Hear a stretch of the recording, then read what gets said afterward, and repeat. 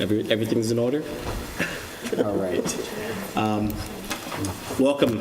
If you are going to speak this evening, we ask please that you sign in, as well as make all comments and questions to this and concerns to this board.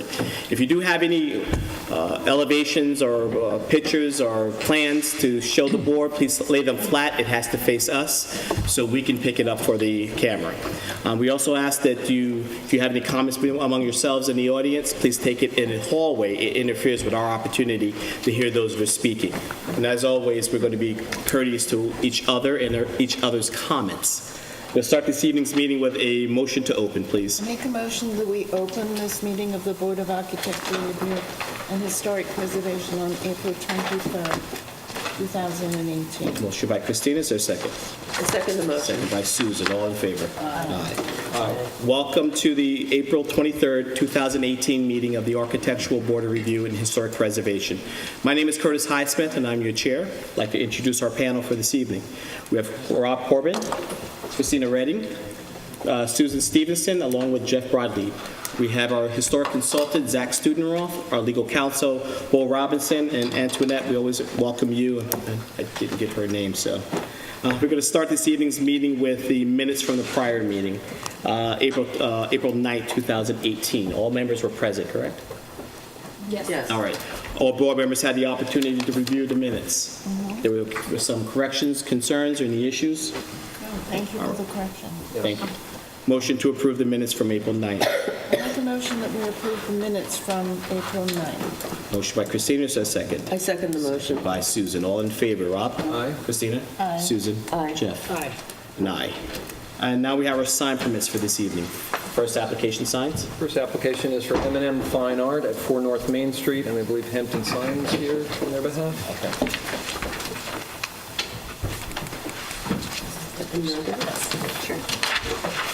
Hi, Denise Fenchel from Hampton Signs. You're replacing the current sign on? There is no sign there now. There was one, as you can see from the shadow. This one is substantially smaller and a new Material that's being made? It's a 3/16 Durabond. It's aluminum face with a PVC core. So It's gloss white. this is correct font as well as detail of the Yes. sign itself? Will there be any And lanterns? everything's to scale. Okay. Will there be any lanterns No. or have the lighting on? No. Is it backlit in any way? No. All right. Any questions? Rob? Questions? Christina? No. Susan? I think it looks nice. Jeff? Yep, fine. Any public comment on the application? Motion to approve? I make a motion that we approve the sign for M&M Fine Art. Motion by Christina, is there a second? I second the motion. Second by Susan, all in favor? Aye. Jeff? Aye. Susan? Aye. Christina? And Rob is an aye as well. Okay. Next application, please. Next application is for remodel at 26 Jagger Lane. Denise Fenchel, Hampton Signs, representing remodel. Okay. Material of the sign, same? Those are raised letters on I think it's a Durabond background, again, the same material, but it's dimensional lettering this time. Okay. The rendering in the photo is the correct rendering, color? Yes. So it's black and white? Black and white, And that's the correct font? yes it is. There's pre-existing lanterns that are boost down lanterns that's on the property? Yes, there are, and there's a pre-existing sign the same size. They're just changing their name. Okay. And you're not adding any additional lighting? No. Jeff? I'm sorry, Rob? Christina? Susan? Fine. Jeff? Any public comment on the application? Motion to approve. Make a motion that we approve the sign on Jagger Lane for remodel. Motion by Christina. Is there a second the motion. Second by Susan. All in favor, Rob? Thank you so much. Christina? Aye. Susan? Aye. Jeff? Aye. And I'm an aye. Next application, please. Next application is for Henry Lair at 72 Main Street, and I believe it is to add lettering to an existing awning. And a rear window. I'm sorry? I did not bring paperwork, but I think I... Your name for the have it. record, just, Lynn Egan. okay. So what you're proposing is to add the lettering that's on the pre-existing awning, correct? Correct. Is this the lettering that Yeah. you're proposing? Yeah. It's white detailed? Correct. That's a correct font. Yes. Will there be any other lettering in any portion, any other sign? No. Window sign or anything? No. Okay. Rob, any questions? No lighting existing and no lighting proposed? Correct. Christina? No, I think it's great. Susan? It's the rear windows. Yeah, just one sign. Any public comment on the application? Motion to approve? Are we approving the rear windows on this There is another sign, separate application. Yeah. Thank you. one? So I make a motion that we approve the awning sign, the lettering on the awning for Henry Lair on Main Street. Motion by Christina, is there a second? I second the motion. Second by Susan, all in favor. Rob? Aye. Christina? Aye. Susan? Aye. Jeff? Aye. And I'm an aye. Thank And you. the next is for 72 Main Street in the rear. Same property. So this is an actual sign that's going on the top of the window, Correct. correct? Black and white is the lettering, I'm sorry, the lettering's the same font as the front awning? Would there be any additional lighting added to the property? No. None at all? No. And this is the correct representation? Correct. Rob, any questions? There's currently, I think, a window lettering in there. Is that Is temporary? it presented on that? Is it represented? It's very light. It doesn't- is here. It's very light. Okay. So is that also being added? It's already there. The Henry Lair decal? Yeah, the Yeah. decal on the window. It's there. It's there already. Remember the awning, didn't you get that too? I don't recall. I think they did. All right. Any other questions? No other questions. Christina? Susan? No problem. All right, so any public comment on the application? I think the whole place looks so nice. Motion to approve? I make a motion that we approve the rear window sign for Henry Lair. Motion by Christina, I second the motion. second by Susan. All in favor, Rob? Aye. Christina? Susan? Aye. Jeff? Aye. I'm an aye. Good luck. Thank you. Next application, please. Next application is for Lettieri Construction to put a contractor sign at 1280 Meadow Lane. Is the applicant present?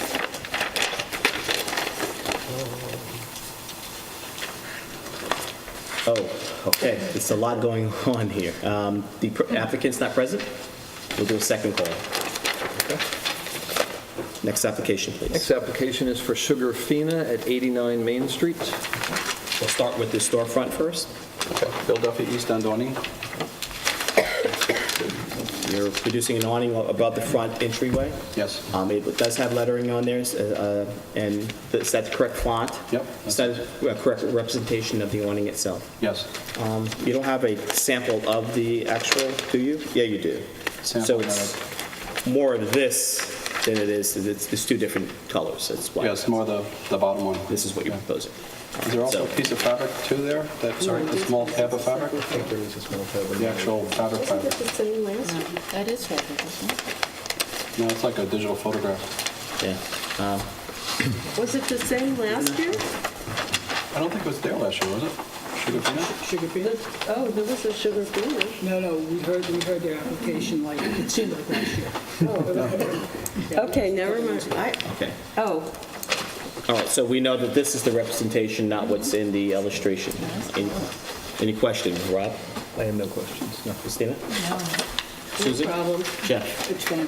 Any public comment on the application for the storefront? Motion to approve? Awning on the storefront. Storefront awning. Okay. Okay, I make a motion. I Motion make a to, motion that we approve the application for Sugar Fina on Main Street for the awning.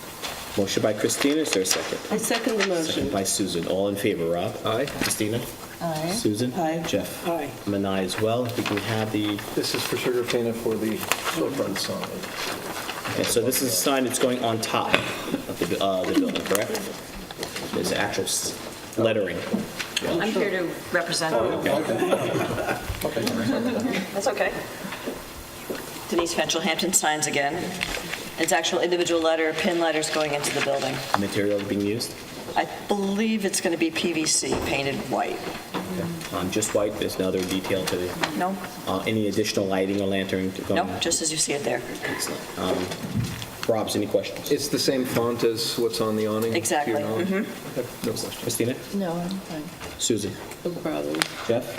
It's, yes, I've seen it. It's nice. Any public comment on the application? Motion to approve. Make a motion that we approve the storefront sign for Sugar Peanut. Motion by Christina, is there a second? I second the motion. Second by Susan, all in favor, Rob? Thank you so much. Aye. Christina? Aye. Susan? Aye. Jeff? Aye. And I'm an aye as well. Final application for this, sign application for this evening. Final application, sign application is Peter Miller at 30 Main Street, and this is to replace an existing awning.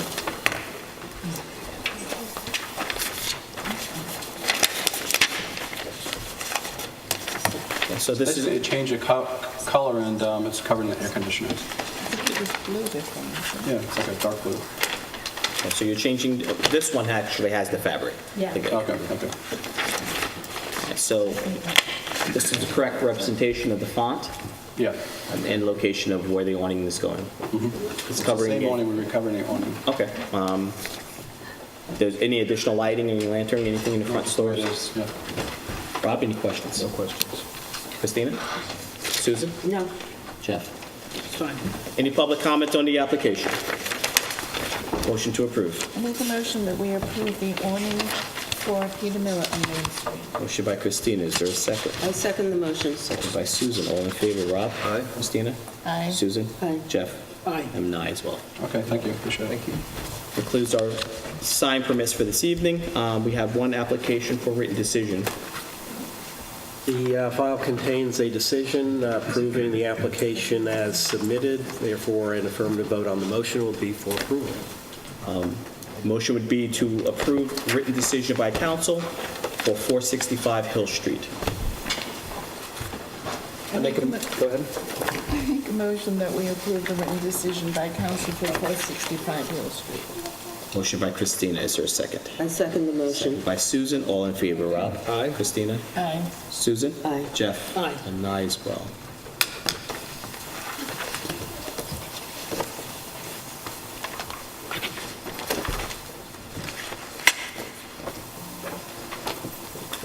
We have driveway gates in non-historic. So the only application for driveway gates in non-historic is for 81 Downs Path.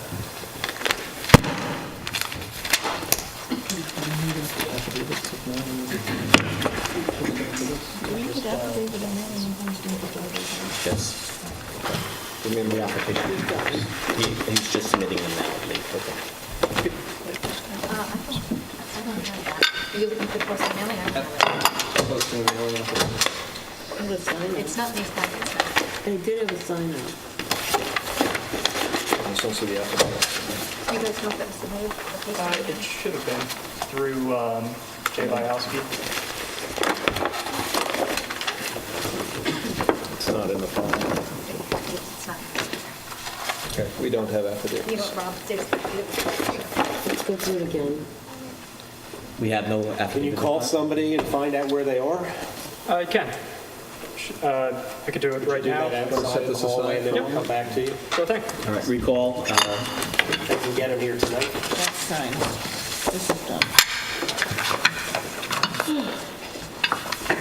there are no historic driveway gates, so we have first public hearing non-historic. First public hearing for non-historic is for the Village of Southampton for the construction of an ambulance barn on Windmill Lane. The affidavits are written.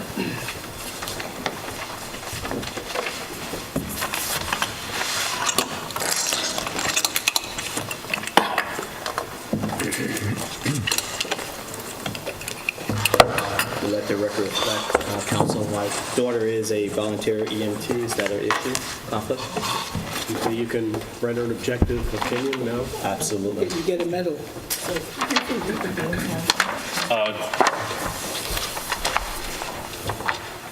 Good evening, everyone. I'm Rick Fowler. I'm ex-chief of the Southampton Village Volunteer Ambulance, as well as chairman of the new building committee.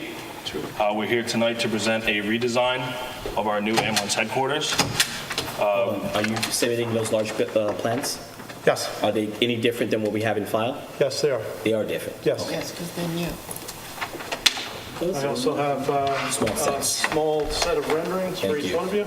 New as Don't of open that, New please. as of when? today or when? Since the- No, you submitted them for prior to the meeting, right? Yes. Yeah, the same that you guys reviewed prior to this meeting. Well, how much prior? Because I was there today. Those that were in the town hall or village hall today, this is those. Yes. Okay. Yeah, when did we submit them? Thank you. Some weeks ago? 2-3 weeks ago? Yeah, the same that had been in the thread. Okay, we're good. The date on them is April 16th. Okay, good. All right? Is that what's in the file? No problem. Okay. So previously, we went out to bid for a previous design, which was approved, and it wound up coming back way over budget. So it forced us to have to redesign the project and come up with a different option. So we decided to go to a pre-engineered building. Here tonight, we have Dan Butler, who's part of the architecture firm Jeffrey T. Butler, PEPC. So I'm going to have him go over some of the changes and the building materials, which we have samples of up here.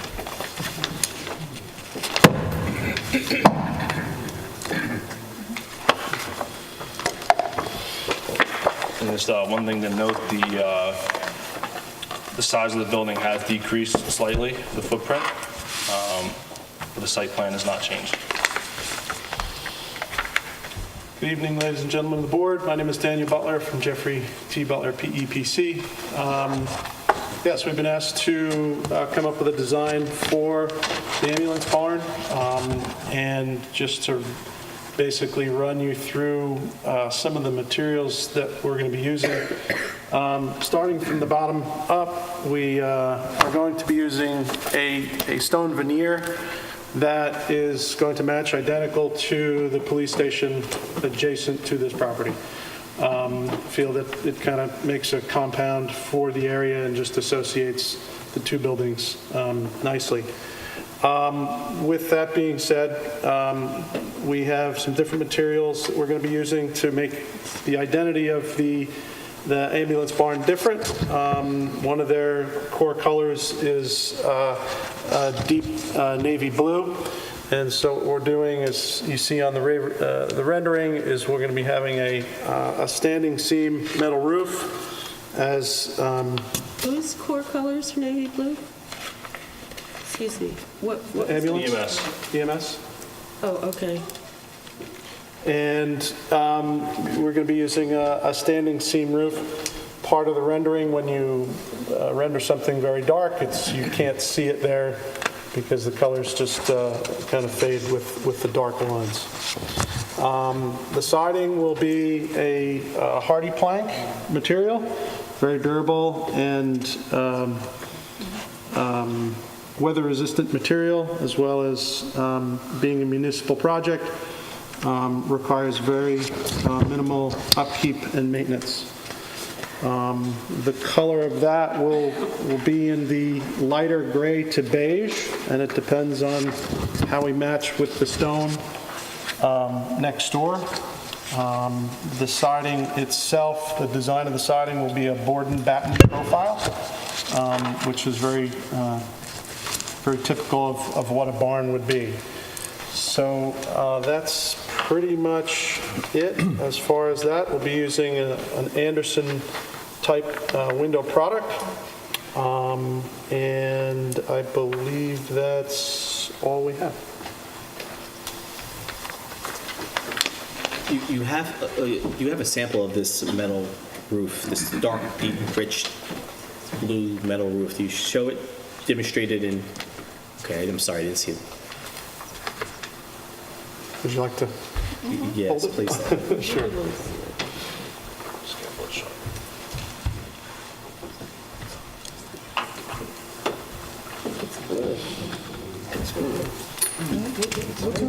It's blue. It's blue. There's a project in, I believe it's Hampton Bays, the farmer's market that went in there. It has a very similar color scheme and roof color to this. Where in Hampton Bays is it? On Montauk Highway, Yeah, Montauk Highway. just before, Across the canal. Before? Just before. right before the animal On hospital. the south side. Yep. And what's the roof, I didn't take note of it, of the police station? It's a That's a metal green Standing standing seam roof. Like a pea green. We got green and blue.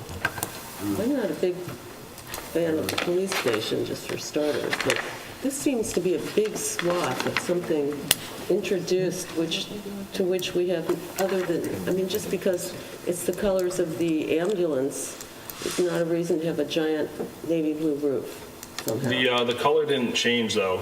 Our previous design had the same blue roof on it as well. This is a different material, but this would be a very similar color. I don't remember that, but we're here now with this. And I find it, I just think it's comes out of nowhere. Rob, you have any comments? I mean, I tend to agree. I mean, I appreciate the idea of wanting to create a separate identity, but frankly, you're not going to have walk-ins or people driving into this ambulance barn, right? It's the members of the team and the volunteers who work for you who will be using this facility. As well as members of the public, we have our community classes every month where the community comes in for public CPR classes. So we wanted a way to distinguish between the secure police facility and the ambulance facility. Seems like, I mean, I don't want to dispute it. I don't want to be contentious on this. Seems like that could be done with signage. I share some of the concerns that a blue roof is large and different in an area that, whether people like the architecture of the police station or not, at least the green blends in a little bit. It's a fairly prominent location up the hill. So I share the concerns. Do you have any comments about the design of the building? The only comment I would have, and I spoke briefly with Steve Funch about this when I saw him, is that I would hope there could be some, if not significant, but some landscaping to soften the edges of the stone, between the stone and the road. You know, we're taking over what many people think of as parkland right next to a dog run, and I think I saw on one rendering one sort of tree, but it would be nice not to go crazy, but to have 4 or 5. Talking to the right person, I think. We can definitely put some landscaping around it, no Maybe you can make problem. magic happen. We're counting on you. No problem. That's my only other comment. Christina? Yes, I would like to see some landscaping, definitely to soften it. And if we have a say about the roof, I would like to see a roof that kind of blended in with the building next door. This does seem very blue. Or blends in with the building at hand. You have comments? Yes, I already had a comment that I wasn't on board with the blue, but I also feel, I don't know if the building has to make such a big statement, that maybe if we're toned down a bit, because the roof is a predominant factor here, huge, that a more neutral roof would be better. Do you have any comments about the design of the building? No, I actually think the design of the building is okay, but not with the big navy blue roof. It's sort of the difference between the roof and the rest of the building is so enunciated, delineated by the navy blue, by the giant roof, the dark giant roof. One of the things, when you study color theory, obviously you see a rendering which is monochromatic. And when you take a color, and even if you look at that color here and you put it vertically versus horizontally, it is very dynamic, right? In other words, if you have light hitting it at an off angle, it's going to look almost silver, possibly even gray. So when you're looking at something as a rendering, it's not an exact representation of what the material is. When you, especially with a metal roofing, you get that reflectance, and that's part of, that's part of the material. Jeff, comments? Okay, yeah, I appreciate the issues around color renderings, but that's not the concern. You have an opportunity to create a campus setting, and you're moving towards that by creating using some of the same material as the police station. So I think building on a campus setting would be an add as opposed to the blue roof being perhaps a distraction. The design itself is better than the original design. I compliment you on that. It looks more like a barn, and I think it fits into the area much better than the original design. And therefore, if you do a roof that's compatible with the other building, it will even more fit in even more so. Jeff, if I could just make one comment. Not that you need an introduction, but the record needs to reflect who you are. Michael Irving, Mayor of Southampton Village. The big thing is that we've shifted from the original design, and we've gone into something that is financially a lot more feasible for the Village of Southampton. So I wouldn't get too involved in the roof colors. There's how many roof colors? We have whatever color of the spectrum you'd like, sir. So, What they showed us. right. Well, that was the initial thing because it went along with the ambulance service and It's more the material, emergency too. services. But we can certainly change that to green or whatever color I you think would ultimately, prefer. across the board, that's what the board is saying, is something that blends in more than making a huge statement, especially since it's an elevated property. Yeah. That's very easily done, and particularly on this style that we're building, we can change the rock foundation to different heights, to lower it, to higher it. But the concept of what we're building is really what you should really take a close look at. I don't think anyone's arguing with what you're building. I think it's basically, or even the way it's presented, except for the roof part. Design wasn't But questioned. you're also building it too. I mean, Right. Didn't we already start building it at some point? Okay. There were no questions or issues with regard to the aesthetics, other than the roof. The design of rock or anything, windows, I thought there were going to be issues with the, with the third story kind of little windows, but there were no issues, there were no comments, there were no concerns. So if there could just be an adjustment or shift in the color, I think overall this board would be at least comfortable pushing forward. But we'll see if there's any public comment. Yeah, absolutely, we can do that. And the other thing I'll say is that Rick is a stickler for design, believe it or not. He may not look it, but he Live in the village? he really is. You should write your name on an application to be on the waiting list for the ARB. That would be really nice.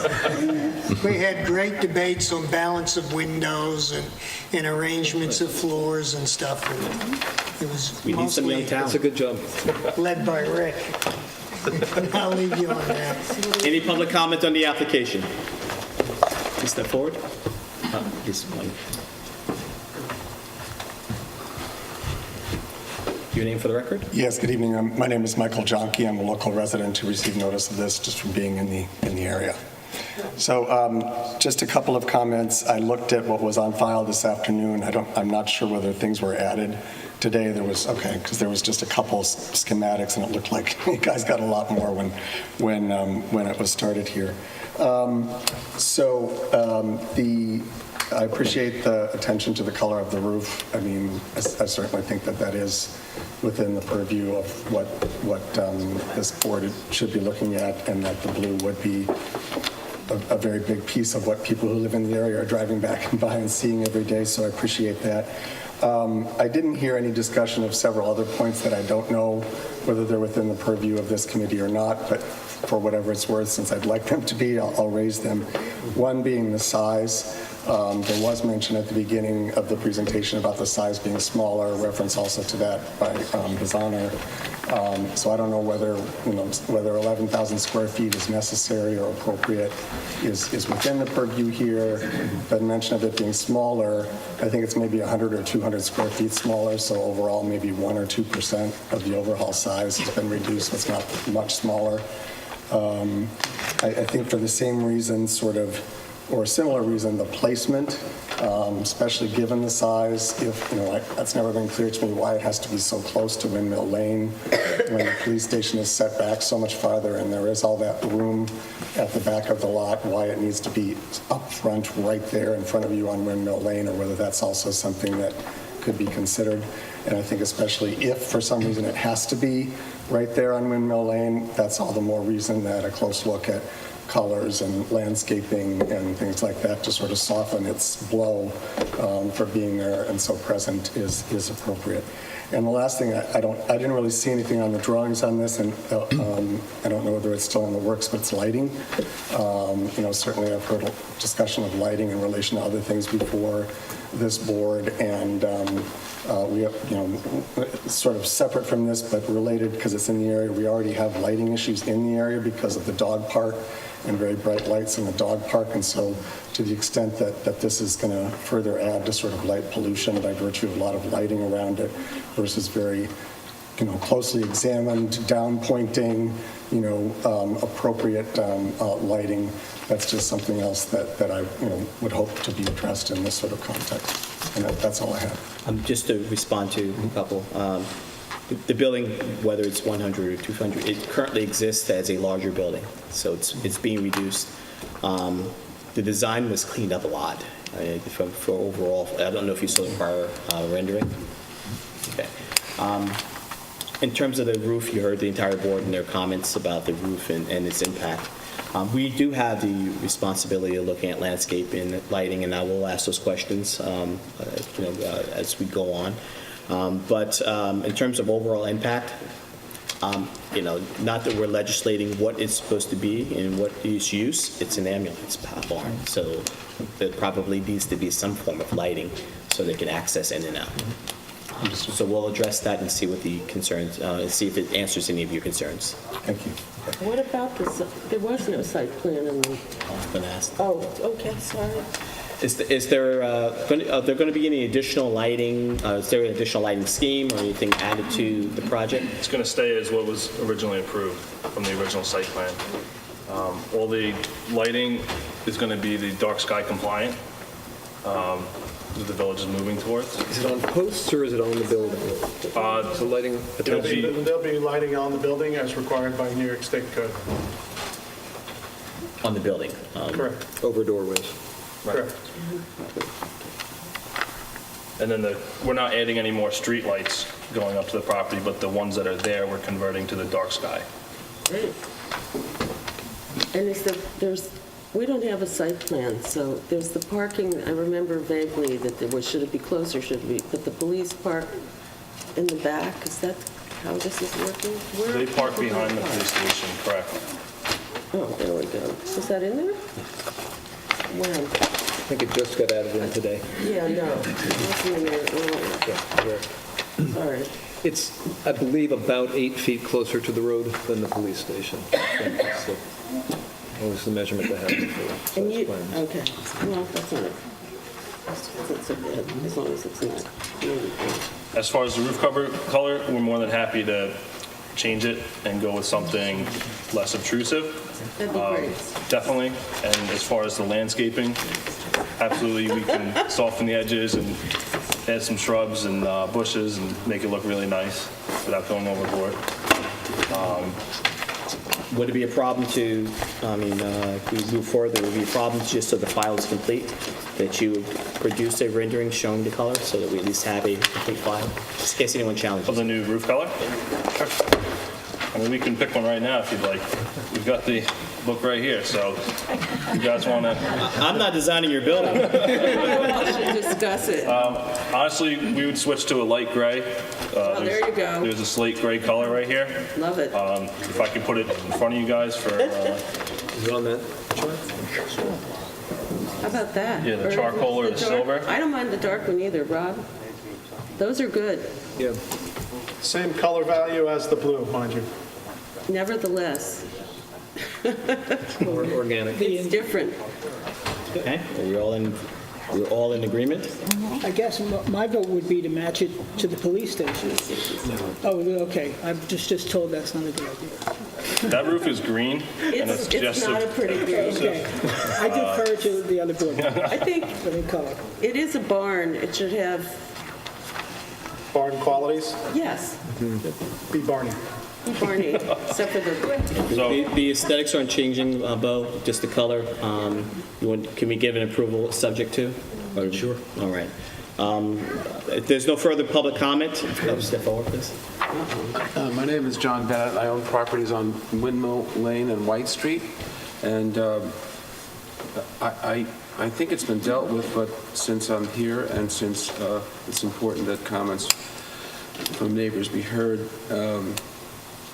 my comment was, I think it's been dealt with, has any thought been given to a copper or tin or green roof? The police building has a green roof, which the attempt is, I don't know how well it does it, but the attempt is to stimulate a verdigris or a patina from faded copper. But I would hope that it would be something more in that line as opposed to the blue, which I find inappropriate. Thank you. Any additional comments? All right, so the motion would be approval subject to the change. Is there a name for the gray that's in file, so we have it specific? It's either going to be charcoal gray or silver gray. It has to be one or the other. Oh, okay. Let's call it. We'll go silver. Silver gray. All right, so the motion would be the approval of the application subject to the roof changing from blue to silver. I'll make that motion. Is there a second? Second. All in favor? Rob? Aye. Aye. And Jeff? Aye. And I'm an aye as well. Thank you. Thank you. Thank you very much. Good luck.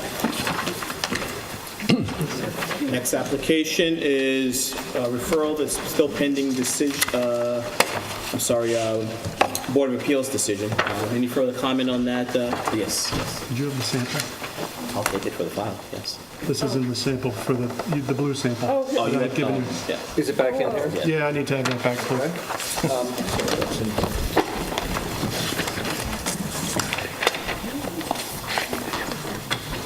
No comment, Curtis. Then we go to the next application.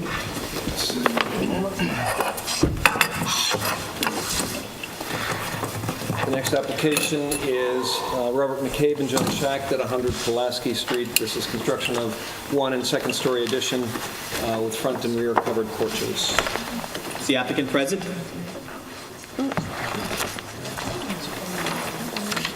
Okay, this is the applicant, for 1 second, we have an open file, we'll address that. On the application for 100 Pulaski Street, we sent the letter out, correct? I'm going to just share. Or he was here last time. Was. He was here last Oh, time. yes, and he was going to talk wanted to his neighbor. I don't think, It's it adjourned was anyway. adjourned to some other time. maybe. Or adjourned to the next page. Adjourn until May 14th. Oh, sorry. Sorry. Sorry, okay. Next applicant. Now, I'm sorry, your comment? You can't get the updated. You can't. All right, so we're going to have to adjourn the application until the next We don't meeting? have jurisdiction to adjourn it. Just- Sure, certainly don't. They just have to, Get back on. you guys will probably have to resubmit, repost and everything, but check in with the building department on that. Okay, sure, thank you. Thank you.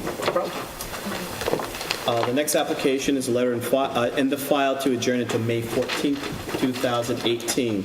Motion would be to approve the applicant's request to adjourn until May 14th. I make a motion that we approve the applicant Robert McCabe and Joan Schacht on Pulaski Street to adjourn until May 14th. Motion by Christina, is there a second? I second it. Second by Rob, all in favor, Rob? Aye. Christina? Aye. Susan? We talking about McCabe or I Meadowmere? thought that guy came and we did this last time, the adjournment. Are we at There's a Meadowmere? letter in the file for him to adjourn. We're motioning to approve his adjournment. All right. Okay, yes. Is that, you're, Are we still back on Pulaski Street? no, right now we're Or on the... Meadowmere? Yes. Oh, sorry. Yes, that's fine. Okay. Jeff? Aye. And I'm an aye as well. Aye. Next application, please. The next application is for 31 Meadowmere Place. There is a... No, just did that. We just did that. There's Irene. Is everyone okay? Apologize. Jump to the next page that confused people. Okay. A moment. The next application is 149 Pelletros Street. Irene Aldrich, this is for a front porch in addition to the second story.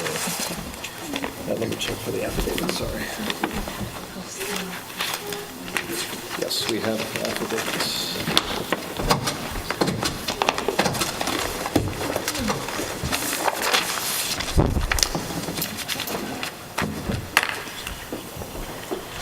Hi, my name is Irene Aldridge, and this is my husband, Steve Crossu, and I'm the designer on this project. I also happen to be an engineer, but we have an engineer of record, which is Tide Runner Engineering, who's not present here today.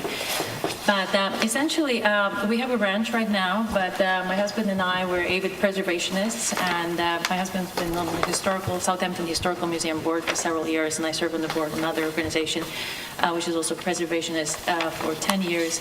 And what we are proposing is a second-story addition as well as a front porch, which would bring our house to basically in conformance with the architectural vernacular of the village.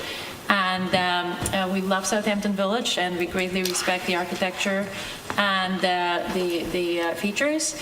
Now, as you can see, we're nowhere near close to the building envelope. So we're actually staying far away from the allowable envelope boundaries. Some houses in our area have been built up to 35 feet tall. We're only going up to basically 30 feet.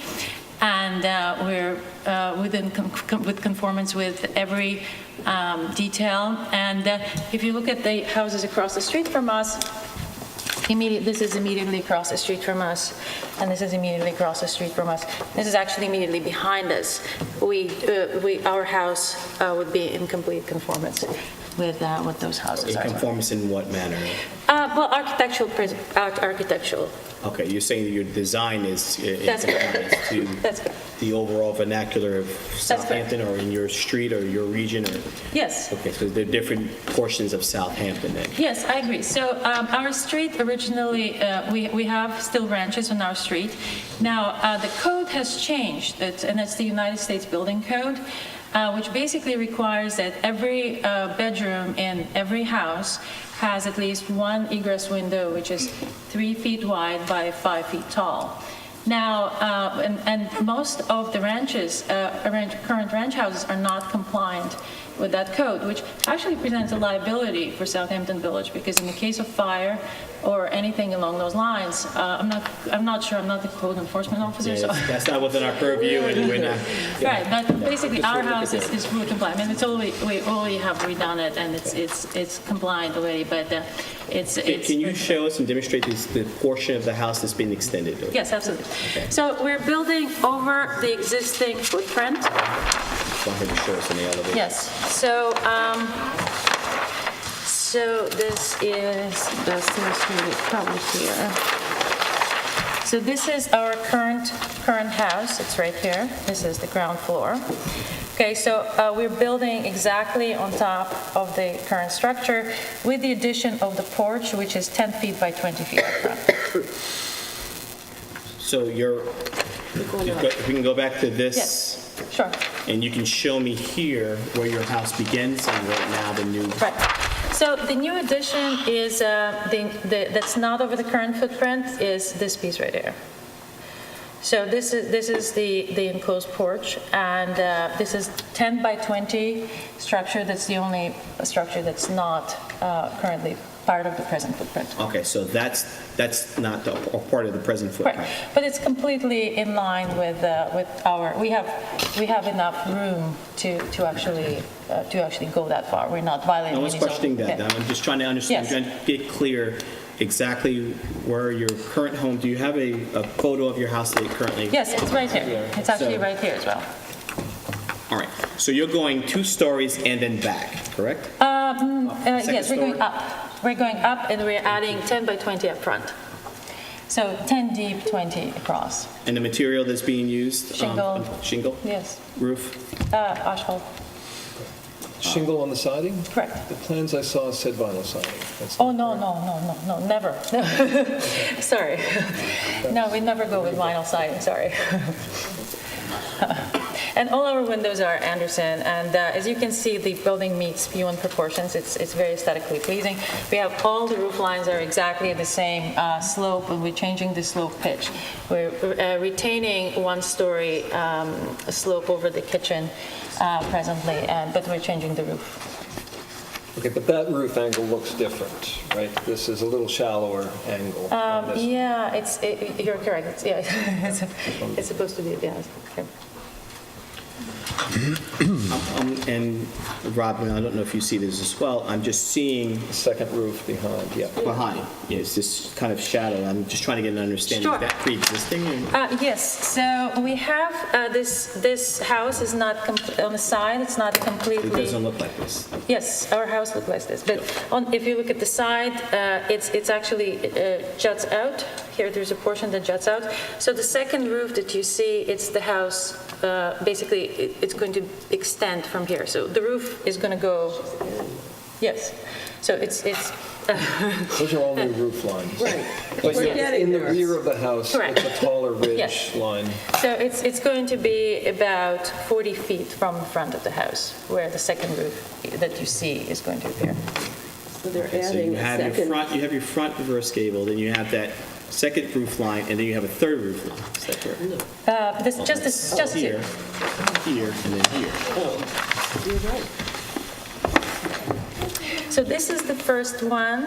That's correct. This one is going to extend like 50 Correct. feet down, and then there's going to be the second one. Right. So Then I see a third one behind that, Okay. just based on your rendering. Right, so you're correct. So this one is going to be, this is the course is going to be, go 10 feet deep, right? So the next roof line is going to go 40 feet deep, and the final one is going to go the additional 26 feet deep. I believe. So you have a ascending roof line. Yes, I guess that's what the proper term says. Let me see.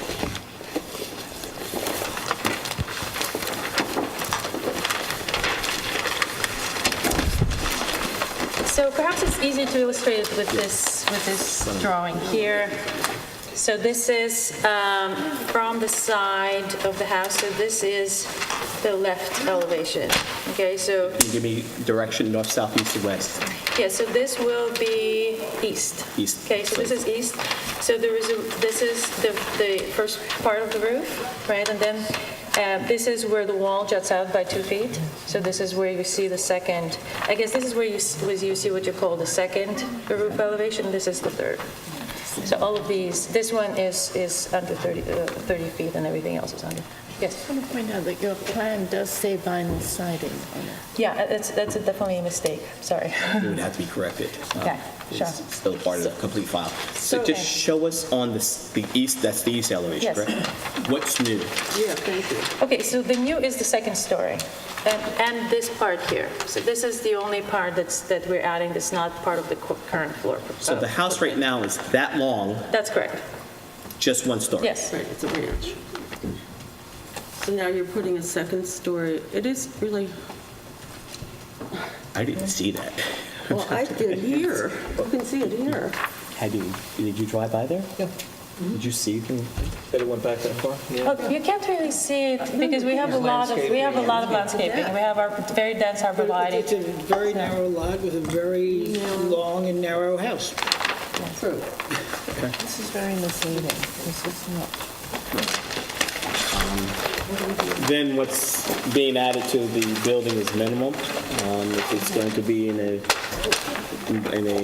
material that's being, that I would consider to be more common for Southampton Village, especially considering what you're proposing. Let's see, the portion, so it's just really that part in the end, and then you're going up a story, correct? Yes, so from the front, you actually probably would not even see this part because it's so far away. So if you're standing even on the opposite side of the street, it's just the visual line, you will not be able to see that. You probably will just see this. So it will look like a very small structure. And really, this you can see this because you're really looking at it hands-on right now. The type of brick you're using for the chimney? Red. I don't know. So, but I guess the standard brick. Which kind of brick should we use? All right, a couple of things. We need plans that actually show the material that's being used. Okay. In terms of design, Rob, you have any questions about the design? I just had one question. The form that's sort of on the left side, which is the beginning of the two-story, behind the kitchen area or whatever, it's a one-story area. Looks like I know it's set back, but it's a lot of wall with no window. Sorry, which floor is this? So If you go to the cover sheet. Oh, I see. Yes. So this Sure. area Yes. in here, Right. is it not possible to put a window in there, or did you think about it? It's Yes, just- we have considered that. The problem is to retain symmetry with the front, we have to put some sort of a small window, and then it distorts the proportion, or sort of humanly proportion. It really makes this house look very squat. So it actually looks better without the window. We tried all possible windows, like oval windows and everything you can possibly imagine. And ultimately, we can also put some climbing vegetation on that. I was just curious, and I appreciate the Right. explanation. The only other question, the detailing on the columns in front of those square columns with sort of a panel. Yes, they're just square columns. I have no other questions. Stan? Susan? I have no question. And definitely not vinyl, it's a typo. It's absolutely is a typo. Jeff? Yeah, I had the same concern that Rob had, but you've answered it adequately, and it will be set back, and I can see where, from the street, it may not look like the wall that it does now. And beyond that, I think you should be complimented for the fact that you are staying in a vernacular, as you say. You're well within the pyramid law. I think it points out to those, if any trustees still here, the issue of when you go up 5 feet from the side, what you can build out versus whether you start the pyramid from ground level. Another issue, I realize, but here's somebody who's voluntarily building a house well within and under what they could do, as opposed to some of the other houses on that street are being maxed out. So compliments. Thank you so much. Thank you. Any public It was a comment? team effort, yeah. Any public comment on the application? All right. File's just incomplete because we do need that material change. Okay. So what specifically would you need? Do you need the plans right now, or can we submit some forms showing that we're intending to do shingles? You have many elevations that shows that the material being used is shingle. Okay. I don't know, you say you had a engineer That's on correct. record? That's correct. If he wishes to come in and correct the file? You said you're an engineer. I'm an engineer, but yeah, I'm not off record. So, yes. If he or she Right. could come into the building Okay. department and probably correct the file, would be Okay. sufficient. Okay. They would just have to identify themselves as being, Okay, but otherwise, can we submit a form or some sort of declaration? They have to certify. They have to. Okay, good. All right. Thank you so much. thank you. Thank you. So you are preparing yourself, you'll bring that information back, and at this point, you just need an adjournment for the next meeting. So Okay, you- great. Thank you so much. Motion to approve applicant's request to adjourn into our next Make meeting. a motion that we approve the applicant Irene Aldrich and Harry Trust request to adjourn to our next meeting. Motion by Christina, is there a second? I second. Second by Rob. All in favor, Rob? Aye. Christina? Aye. Susan? Aye. Jeff? Aye. And I as well. Next application, please. Next application is James and Randy Perry. This is number 39 Toilsome Lane, construction of a new home. I don't see the affidavits, so I'll ask for that. Voila. Well, she's got it. She has it.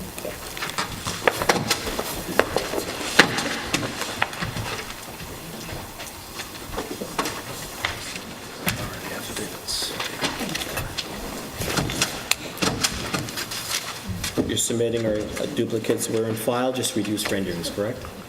Any changes to these plans? No, they're just identical with the filed plans.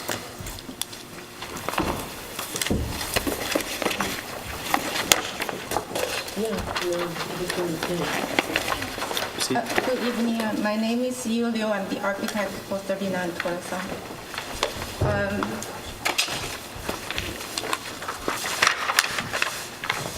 I have included in the file the neighboring property.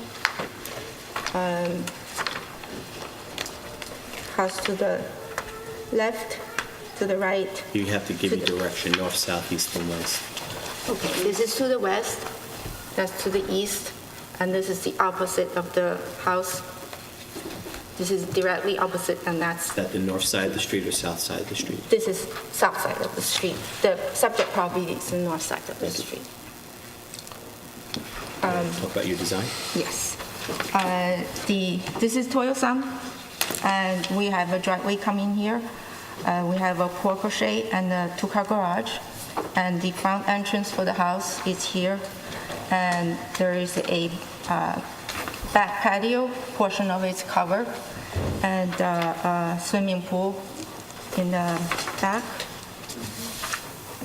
And we have enough parking for the number of bedrooms.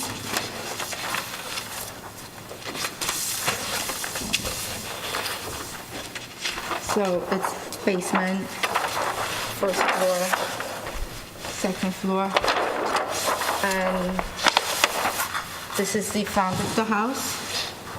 This is the side where the garage is, which is the east side.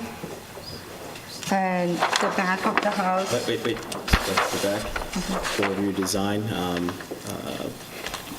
The detail, what type of materials being used, roofing. We're going to use cedar roofing. Okay. And cedar shingles for the wall. Okay. And it's going to be white. And the windows are going to be black. Okay. And columns, trims are all going to be white. Okay. And the door is going to be black. And the chimney? It's going to be red brick. Any questions on the front elevation, board members? I did have a question. You have a stairwell, a basement stairwell on the west side of the building. What's the railing that goes around that? What will the material be? No, we're talking about front. I was trying to go by dimensions. We're doing the front. You're on the Elevation, yeah. So there'll be a railing visible that doesn't show up on the elevation. Okay. It will be white. Okay. So right on the left side of this elevation here, Yes, there will be, white. this one here, there will be a railing right down on the ground around that white painted. White painted. Christina, any comments? Susan, any comments on the front elevation? No. Jeff? No. All right. Next elevation? This is the rear of the house. And this is the west side.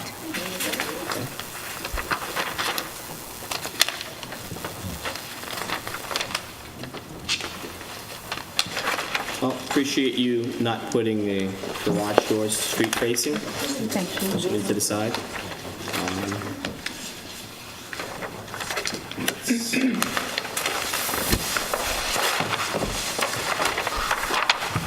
Very vanilla. What do you think? Right.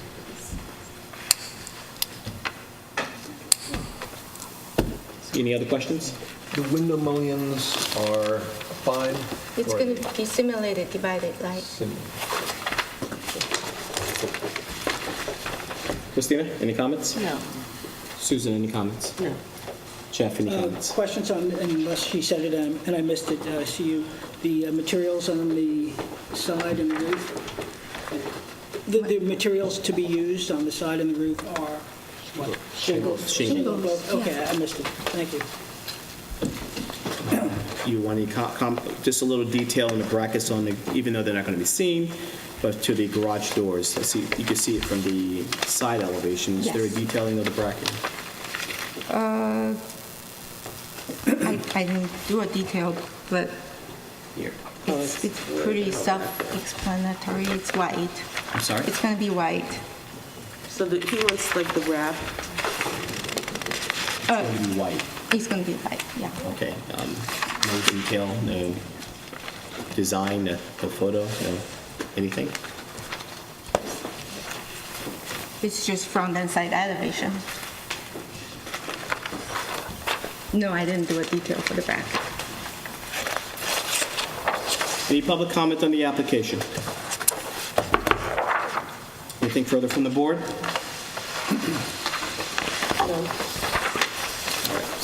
It's not worth holding up the application. I think the amount of detail in the setting back far enough where no one will see it. It's really way back. Therefore, motion to approve. Elevated. Thank you. I make a motion to approve the application for 3912 Simone. Motion by Rob, is there a second? Second by Christina. All in favor, Rob? Aye. Christina? Aye. Susan? Aye. Jeff? Aye. And I'm an aye as well.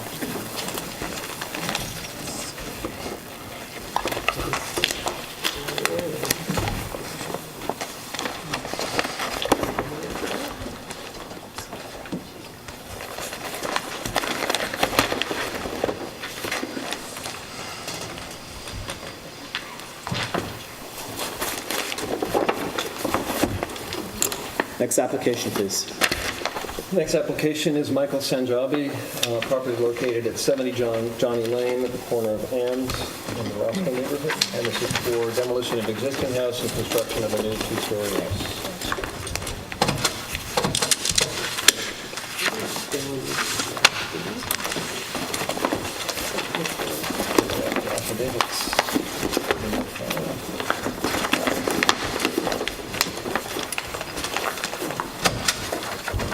that you're submitting now are duplicates that are in file, just reduced copies? Yes, exactly the same. Good evening, my name is Yu Liu, I'm the architect for 70 Johnny's Lane.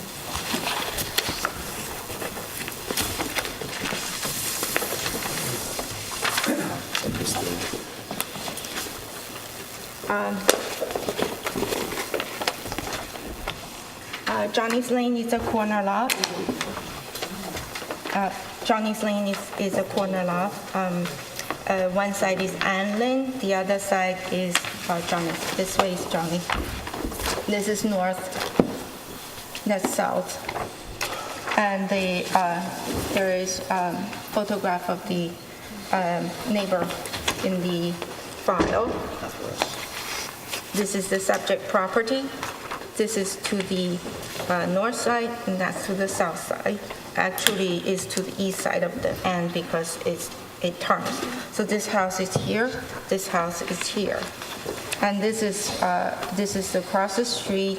I'm sorry. This one is across the street, and this is to the other side. Did you give me direction, north, south, east, and west? I can't say across the street. You need to Sorry. direction. This is to the west on the side of Johnny. This is to the south on the other side of N. This is to the south also on the other side of N here. And there is an existing house on the property. We are applying to take it down to build a new house. Okay. Here's the site plan. The house is here.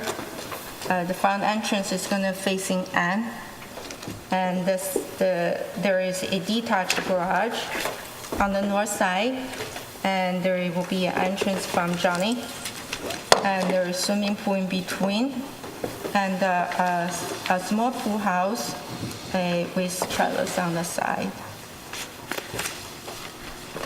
Okay, and we have a basement plan. First floor and second floor. And here we come to the design of the front facade. This is the front facade, and this is the rear facade. This is facing the swimming pool. This is facing Ann. And the roof is going to be cedar shingle. The wall going to be cedar shingle as well. It's white, and the windows are going to be black. The shutters in the front are also going to be black. And in the rear, we're going to have a silver-colored metal roof, and the railing will be natural with wire. That's the rear. And the side, this is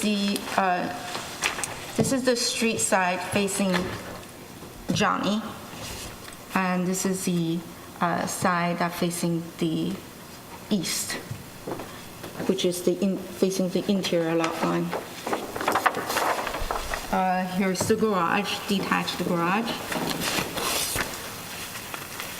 and that's the pool house. I'm confused because where's the metal roof going to be? It's in the rear. Oh, right here. Right in here. Oh, I see it. It also looks, is there some metal roof on the front, on the west, on the east side of the front elevation? Yes. Correct. I think it's important to realize what you already have, that when she states the rear, it's not hidden from the street, because Johnny, this house has two fronts. If we probably can see it better if we look at the first floor plan. The first floor plan, this front portico is flat, so no roof over it. And in the back, you can see this is the roof that I was talking about, and there will be a hip and valley hip, and so it's, yes, you can see from Johnny on this side, and this part is facing the swimming pool. Do we need that on this? No. Jeff, any other comments? No, other than perhaps I'm reading into folks' concern about a metal roof. The design, I'm fine with the design. I am concerned with the metal roof. Again, this is a neighborhood that's in transition, and while I can appreciate the architectural value of a metal roof, I'm not sure. It accentuates that this is a transitioning neighborhood when probably 50% of the houses around it are either single-story or ranchers. The reason that we picked the metal roof is because the roof pitch is very shallow, and cedar roof is what we normally go by. But because we are right now making everything so watertight, and the roof shingles actually rot a lot faster, so metal roof. So metal roof seems like a more environmentally correct thing to do, so we don't have to keep on replacing the wood roof. Susan, any comments?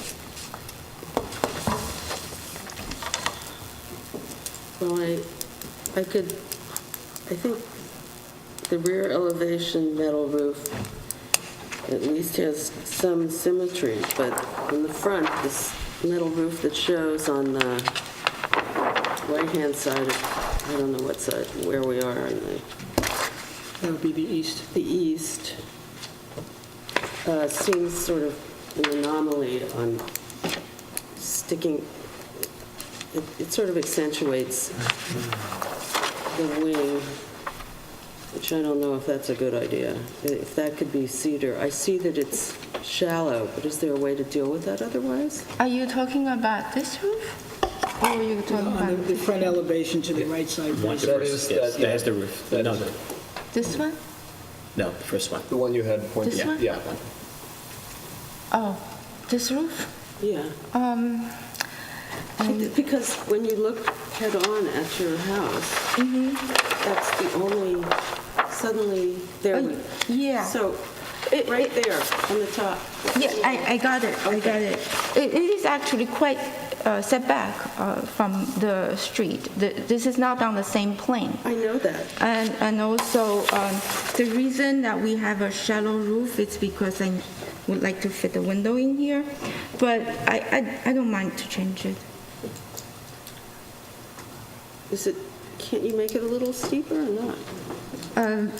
Yeah, probably. Yeah. Okay. I just think in the back, it seems to be more of an integral part of your plan, but in the front, it seems to be just sticking out there. And like, that's not really what you want to accentuate when you look at the house. Okay. To me. Christina, comments? Is that an accessible deck at the back? On the second floor. On the second floor? On that elevation, not On that elevation, the rear elevation? Yes. Is that a deck? Yes, the deck is 5 foot by 14 feet. Oh. And it's buried in the roof. It's buried in the roof. And I actually put it on the site plan, the distance to the property line. If you look at here, from the rear, that little tiny deck to the rear property is 79 feet 10 inches. All of his neighbors are rear yard. And then the side, on this side, is 49 feet. Anything else, Christina? No. I mean, I want to hear the comments of the metal roof. Rob? The same comments as I had on your previous application, which is there's a railing for a cellar stairwell, again, a basement stairwell.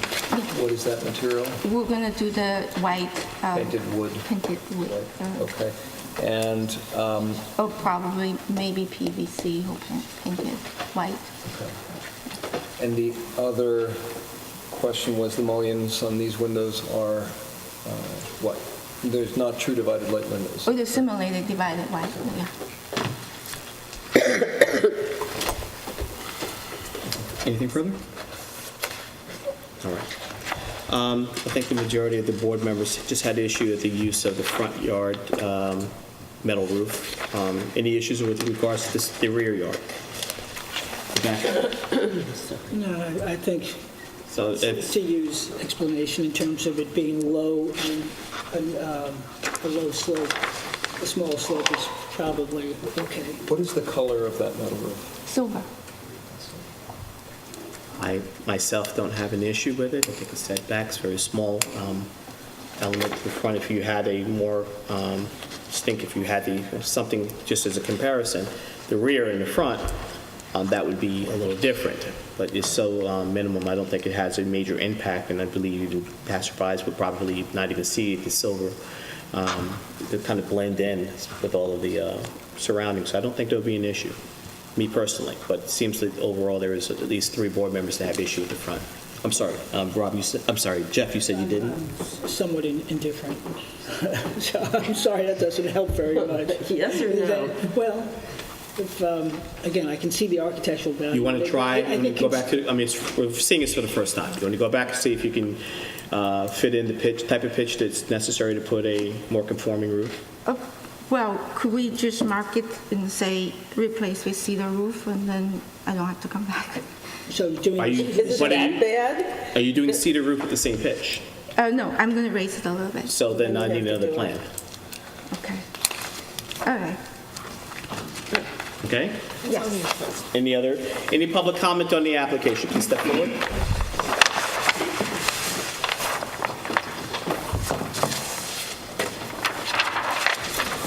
Good evening. My name is Fred Weinford. I reside at 45 Roscoe Drive.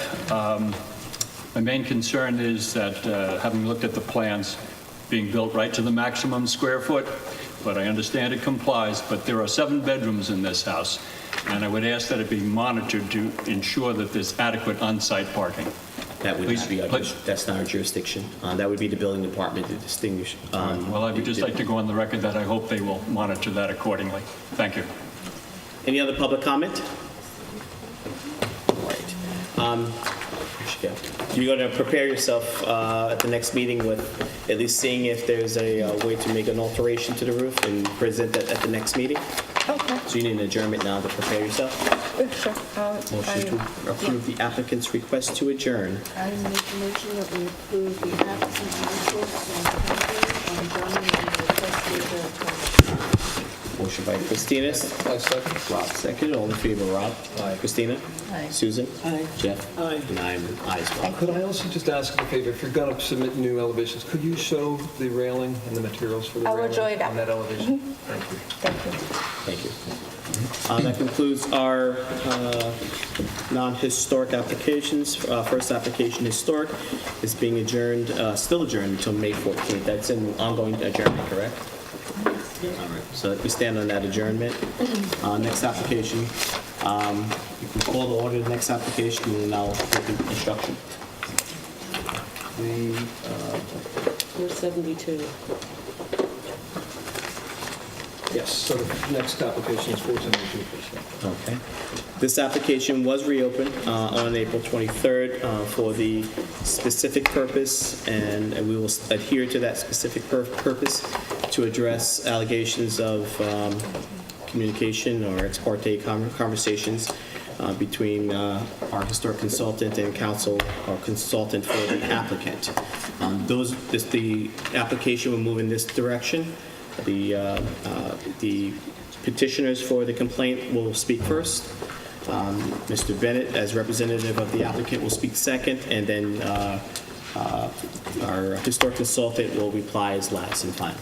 I will submit the affidavits of mailing and posting, which I do under protest, as I did in my April 9th letter, which surprisingly was not included in the file, despite the fact that I put 4 copies in.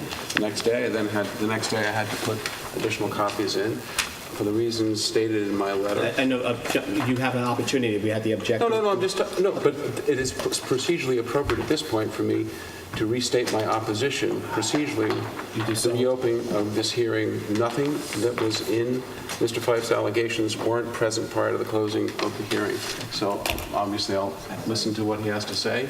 I've read his letters. There's absolutely nothing, no legal support whatsoever. Step forward. Understanding that the matter will be specific to, and we receive a ton of information from your office, do you have anything to add to what already has been presented this afternoon? Yes, just very briefly, for the record, good evening, Patrick Fife, Toomey, Latham, Shea, Kelly, Dubin, and Quadraro here on behalf of the Jiffras of 452 First Neck Lane. Mr. Jiffras here as well tonight, and the Stevens family, 468 First Neck Lane.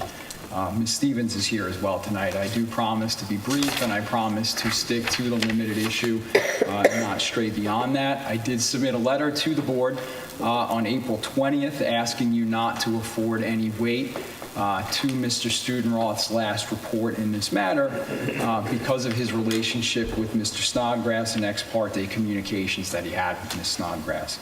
The board, in the context of this hearing and other hearings, has repeatedly said that it doesn't redesign plans for applicants, but in effect, or provide advice concerning redesigns of applications plans. But in effect, believe that's what Mr. Studenroth did in part outside the presence of this board and outside of this hearing room. We've given you the communications that we obtained through a FOIL request. I'm not going to go through them all in detail. They're obviously there as part of the record, but in just very brief fashion, there were 3 plans that were submitted by the applicant's representative, Mr. Snodgrass, to Mr. Studenroth. He provided comments regarding those choices, regarding which direction or which plan he preferred the most, which I think was inappropriate. He provided comments to Mr. Snodgrass concerning the strategy that was going to be employed in his reports. I think the communications also show that Mr. Studenroth provided his report, his last report, in advance to Mr. Snodgrass before the public, before this board had an opportunity to review it. And then he wrote his last report without having the opportunity for the public to be heard and without a direction from your board. I think these communications and the relationship cut directly against what's well settled, that this board should strive to avoid the appearance of impropriety to maintain public confidence in government. Whether Mr. Studenroth's actions were inadvertent, whether they were intentional, I just think that their existence calls into question the appearance of impropriety. I don't think that this board would have reopened the hearing if there wasn't at least a question raised by the communications. And that's simply what I'm saying. And I think that simple fact and the question that there is points out the potential that there was an appearance of impropriety, and you have no choice but to give no weight to Mr. Studenroth's last report. I don't think the question this board needs to ask is, was there some relationship that ultimately motivated his final report? It's just a question of whether the communications themselves created some sort of appearance of impropriety and that his judgment could have been compromised. Again, I think just the fact that we're here tonight suggests that that is a valid question, and I think in that regard the law is also quite clear that the appearance of impropriety should be avoided to maintain public confidence in government. I believe that Mr. Studenroth should have recused himself in this matter. At the very least, he should have disclosed these communications that occurred outside of the hearing process and disclosed the fact that he did have a prior professional relationship, ongoing relationship with Mr. Snodgrass, as evidenced by some of the communications. It's too late to go back and reverse that process. It's too late for him to recuse himself or give you notice of that. So I think the board must take appropriate action here. And simply all I'm asking is that you not give any weight to Mr. Studenroth's last report. And that's it. That's all we're asking from you. We appreciate your attention to this issue, and I think it's a real important matter, not just to this application, but to the integrity of the process that takes place before this board. Thank you so much. I'm going to take a little bit longer because sometimes when a smoke screen with no basis is put up in front of you, it's important that you parse through it and understand what's trying to be done here. There's an old adage amongst lawyers, when you're weak on the law and the facts, which is what the objectants are in this case, you try to destroy the people. And I think it's scandalous what's happened here.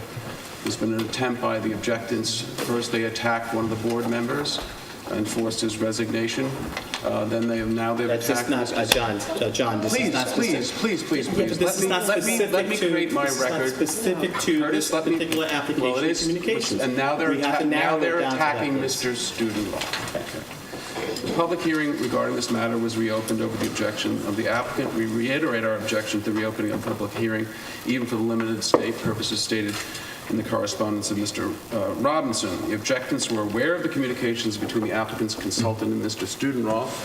Did you hand out the letters? Thank you. Mr. Fife objected in his correspondences of February 26th and March 8th. He included with these letters copies of the email exchanges he received pursuant to a FOIL request. There are no new facts warranting the reopening of the public hearing. And as we stated in our April 9th letter and gave you more than sufficient case law. In these circumstances, there are no facts warranting the reopening of the public hearing, and in doing so, we breach the law. The opposition's unsupported claim of preferential treatment was made before the closing of the public hearing.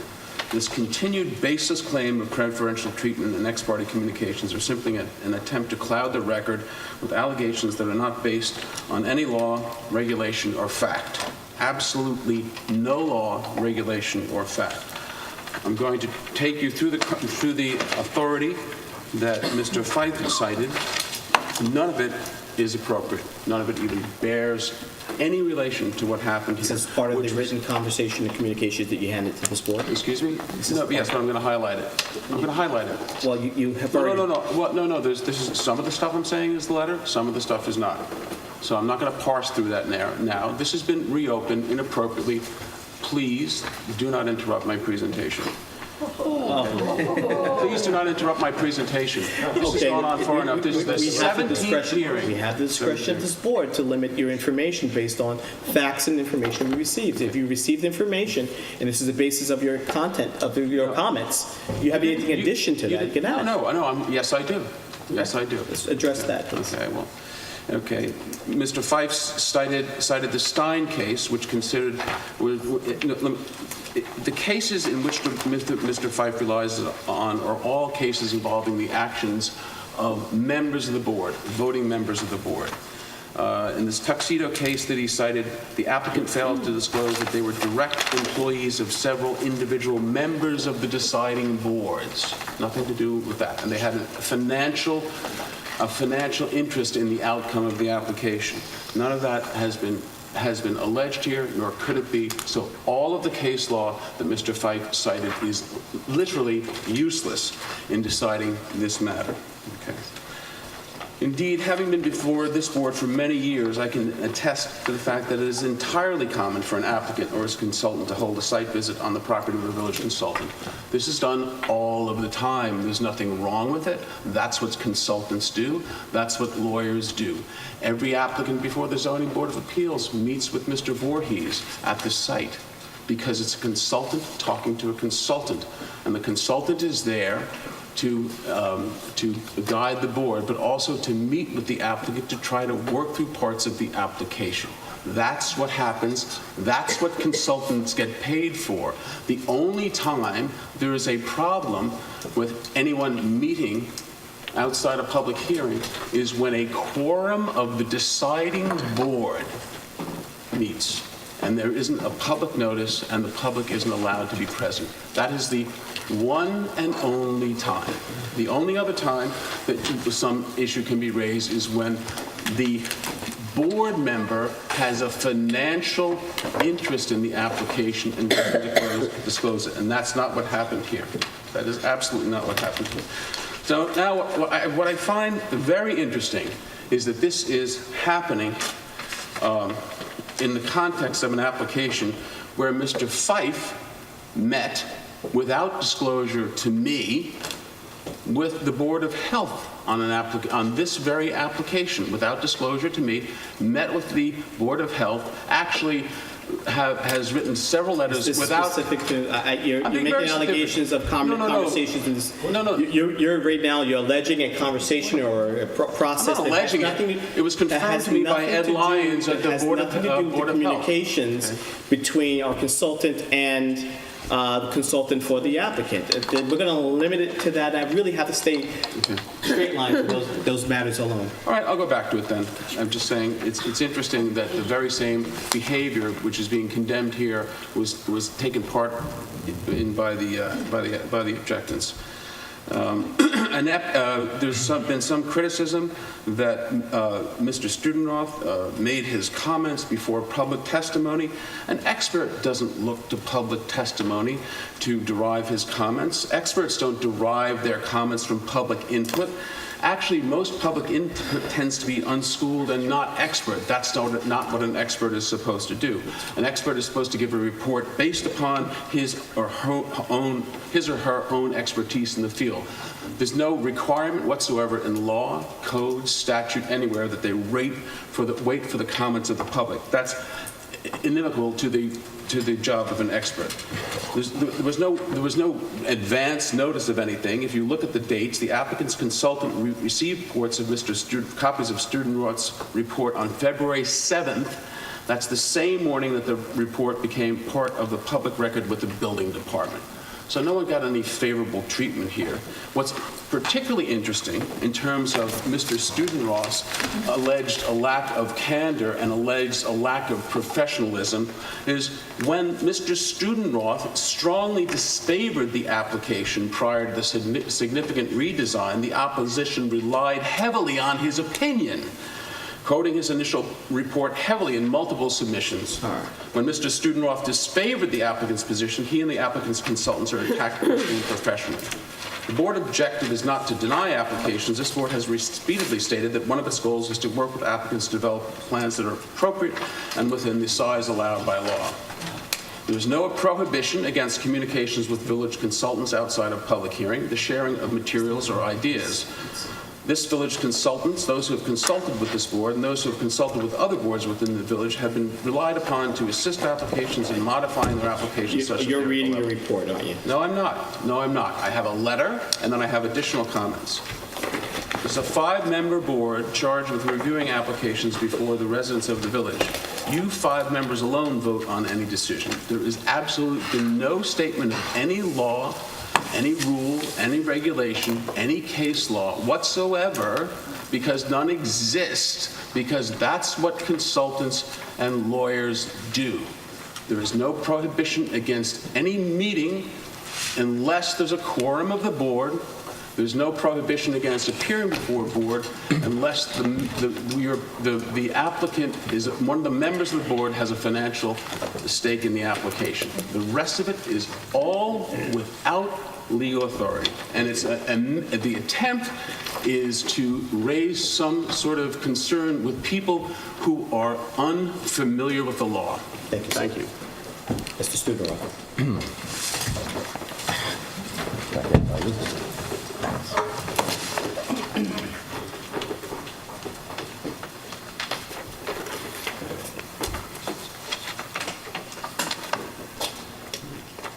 Good evening. Good evening. Chairman Highsmith, members of the board. Thank you for the opportunity to speak this evening. I'm here to respond to allegations submitted to the ARB by the opposing Neighbors Council regarding the way I've handled the application for alterations and additions to number 472 First Neck Lane. But by way of introduction, my name is Zach Studenroth, and I've served as historic consultant to the ARB since 2003, advising this board on applications that come before you. I am not a voting member of the board, and as you well know, you are free to accept my recommendations or not, as you see fit. Briefly, my career in historic preservation began on Long Island in 1978, when I earned a Master's of Science degree from the School of Architecture and Planning, Division for Historic Preservation at Columbia University. Over these 40 years. I've served the field in many ways, directing historical societies and museums with significant architectural resources, consulting with villages, towns, and counties in surveying and inventorying historic resources, designating landmarks and districts on the National Register of Historic Places, and preparing historic structure reports and conditions assessments for buildings and structures dating from the 1600s to the early modern period. I say all this because my experience prepares me for the role that I continue to serve as a consultant to this board in matters pertaining to the proposed alterations or additions to historic buildings throughout the village.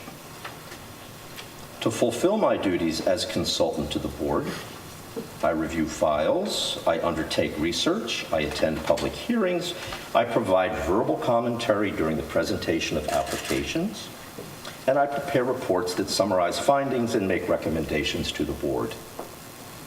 When advisable, I also request site visits to determine the architectural and historical integrity of the resource under review and the larger context of the proposed design. There is nothing in the village code that prevents such site visits. In fact, they are essential to my ability to evaluate the real impact a design proposal may have on a historic resource. These are normal procedures required by my duties and service to this board, which is simply to advise board members on the appropriateness of the proposals presented. In fact, the code requires that I visit buildings not designated as contributing resources that appear to predate 1927 to ensure that demolition permits are not issued of right to buildings of potential historical value. With regard to site visits and inspections referenced above, the village code provides no guidelines as to who may attend or how they may be arranged. These visits are not adversarial. They are arranged with permission of the owner and are often attended by one or two board members. The owner, the architect, or a consultant might attend to facilitate these site visits. Bear in mind that the property owner, who is a taxpayer, is entitled to my opinion about the proposed project as much as anyone, whether it be the applicant or an opponent to the application. Now I'll address the specific allegations presented by the opposing neighbors' council. There are 5. Number 1, that I engaged in a regular course of communication with the applicant's consultant, Mr. Snodgrass. This is factually inaccurate. Over the course of 5 months, and I'm only referring to the most recent 5 months, not the months that began last summer, when I believe the application was first submitted. Over the course of the most recent 5 months, I communicated with Mr. Snodgrass on an infrequent basis. The first, to schedule a site visit arranged through the offices of the applicant's attorney, Mr. Bennett. As stated previously, site visits are an ordinary function of my work. Briefly, I'll read through them. Briefly. The following email exchange is dated November 14 through 16. We have to go through the exchange. You have them, fine? Specific. So I'm referencing those specific emails dated November 14, 15, and 16. I've known Mr. Snodgrass for many years. We've collaborated on preservation projects from time to time, and I've always known him to possess high integrity, knowledge of the field, and professionalism. We may differ in our opinions, but we maintain respect for each other's observations, conclusions, and essentially the dedication to the field of historic preservation. These emails that you have in the record reflect nothing more than my making arrangements for a site visit, which was conducted for fact-finding purposes only. My second communication, dated November the 19th, responded to Mr. Snodgrass's request for copies of historical maps that I had researched while documenting the property over time. Copies of historical maps. I won't quote that email. On January 16th, Mr. Snodgrass, there was a space of time there, let's see, that was 2 months later, to the frequency issue. On January 16th, Mr. Snodgrass emailed me about the Secretary of the Interior's standards and their applications of the project, to which I replied, in essence, that anything that reduces the length or scale of the proposal, which in my view, at that point, reflected the consensus of all involved, would be appropriate. On January 21, Mr. Snodgrass sent me 3 alternative revisions of the north extension, which is essentially the area of the project that is being proposed for construction. Again, asking for my opinion, to which I replied, the smallest was preferable, but that in any case, the applicant should take responsibility for his own choice and not present this board with the 3 alternatives for you to decide, which is customary.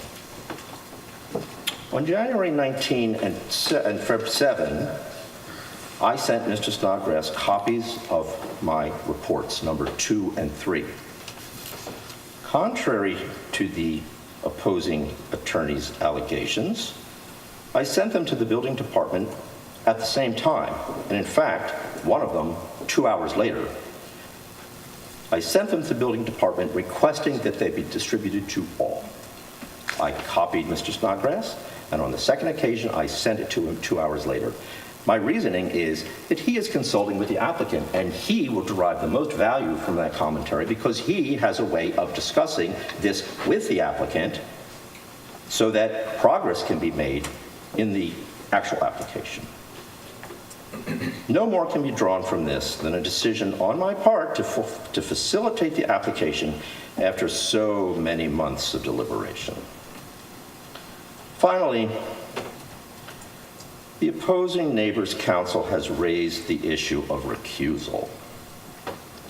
There is nothing in the record that suggests this is an appropriate course of action for me. I'm a preservation consultant to the ARB, not a voting member. I arrive at my own views, observations, opinions, and recommendations without the influence of anyone or any circumstance. I bring absolute objectivity to my work as a historic preservation professional and architectural historian. My conclusions are based solely on my ability to judge the integrity of this historic resource, the architectural appropriateness of the design proposal, and the relevant provisions of the village code. In summary, the allegations and criticism of my actions by the opposing Neighbors Council reveals nothing more than a consistent good faith effort on my part to discharge the duties and service to the village and the ARB. I have never thought it necessary to inform the ARB of my day-to-day activities, which are required for me to fulfill these duties, and in fact, there is absolutely no precedent to do so. The applicant for the proposed alterations and additions to 472 First Neck Lane has modified the project in any way he sees fit. And my reports and recommendations have been presented and discussed at meetings that are open and that encourage public comment. Thank you. Thank you.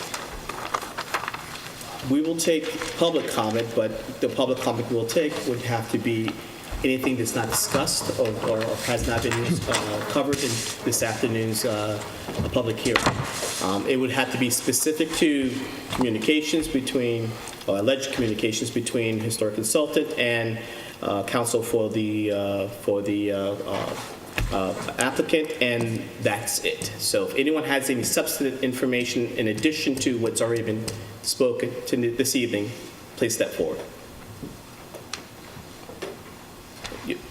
May may I just respond to? This wasn't supposed to... No, not to what Mr. Student.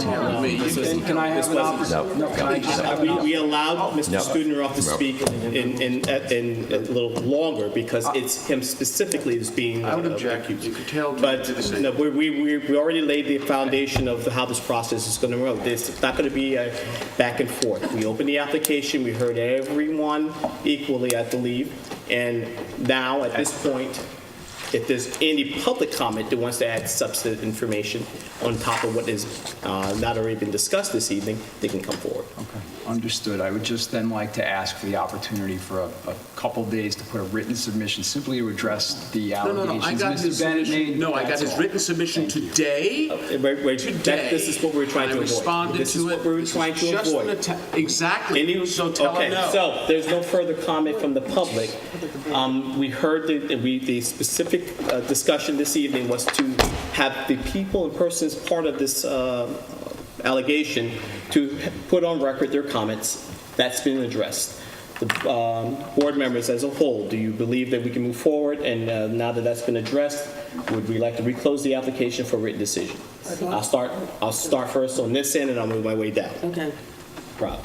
I appreciate the comments that have been made, and I've read the letters that have been submitted, but I don't have any further questions at this time. Christina. I agree. I thank everybody for the work they put in on this and the comments and the letters that we received, and I have something more to say. Susan. I do have something to say. When I received the email form of the third report by Mr. Studenroth on February 7th, I engaged in an, sorry, my voice is bad tonight, an email communication back and forth with him because I felt that he had abandoned some of the principles that the New York State and the Secretary of the Interior have for the size of additions to historic buildings. And we spent back and forth over a period of hours emailing where I was uncomfortable with his report, and I felt it took a long time to get to the point. He kept mentioning the north facade, and at one point I said, well, what about doubling the size of the porch on the east facade, which took a long time to get to. I'm not particularly, I did not, and my faith in, I like Zach. I loved his first report. I thought it was amazing with all the maps and the history. But I definitely do not feel comfortable with the third report. And I do not feel that, I'm not particularly comfortable with the back and forth that seemed to go beyond what I think would be the scope of of his job for us, the board. We are the people who make the decision. I don't think we're the peacekeepers with the applicant necessarily. I think it's up to the applicant and any of those opposed to present their cases to us, and we're supposed to make a decision. And I felt that some of the boundaries had been overstepped. Thank you. Jeff? Yeah, a few comments, and some addressed to my fellow board members. We're not magistrates. This is not a court of law. This is not a litigation. We are lay people serving the public to represent the public. We're an administrative body. We're charged with using our judgment to enact the village codes. The learned lawyers can spend their time in another venue arguing whether somebody had committed something legal or not. We're representatives of the public, and we're charged, and we can judge. We can judge what's proper and improper in terms of the process that's being used for our decision-making, and whether that is in the public interest or not. Everything I've seen, everything I've heard, everything I've learned, everything I've read from both councils and everybody else indicates to me, whether by intent or error, was improper and not in the interest of the public. And in fact, as a result, is a disservice to the integrity of this board and its ability to make an objective and fair decision in an unbiased way. If the process is foul, then the information coming out of that process and the conclusions are deemed tainted, any reliance on that material would therefore put us into a situation of making a tainted decision. And that's not something we should do, or is it fair to the public? So in my view, in making our decision, we have to totally and completely disregard the last report and its conclusions. An analogy that was made by an ardent advocate of civil liberties, Alan Dershowitz, in talking about foul processes, made the visual and graphic analogy of when you're at a fine restaurant and you're served a bowl of spaghetti and you discover a worm in the spaghetti, you don't pick out the worm and eat the rest of the bowl. You throw out the entire bowl. In this case, we have a process that's foul. The information and the conclusions are tainted. We must throw it out and disregard it in its entirety. Okay, so that's my piece. Understood. Thank you, everyone, for your patience. This has been a long and very tiring application. You know, sometimes, no, I have one more thing to say. I understand that, but let me finish. Okay. Please, But I don't- I'm not as smart as I used to be, so Okay, sometimes well, things go out of my brain. This has been a long and very difficult application for a myriad of reasons, because I think we talked more about procedure than we did architecture, and that's more of a discredit to the process than anything else. And I just wanted to say for the record, let's go base by base. The issue between us now has to do with that third report, correct? Yes. All right. Did the third report sway you? Yeah. I would just say with all due respect to Zach and to the other historic consultants, I appreciated very much the factual historical information that was in all the reports submitted. It was very helpful to me to review that. When it comes time to make a decision on appropriateness, I read the comments that are in there, but it doesn't sway me. It didn't from any of the reports, and it didn't in the third report. Christina? No, I too appreciate all the information that I get, and I read everything, but I do not think that the third report from Zach swayed me. Sometimes I read Zach's reports and I say, what are you talking about? So I have to go by my own understanding and visual concept of what's being presented before me, and based on that, I believe that the final rendering was in keeping and was definitely rose to the level of fitting in with the vernacular of that community and area. And I Curtis, thought you're it was, violating your own rule by talking about the content. Why don't you stop running the meeting? I'm not running the meeting, John. But you No, said I it asked a wasn't question. my content. So I apologize. I'll stop. Susan, did the third report sway you in any way? Well,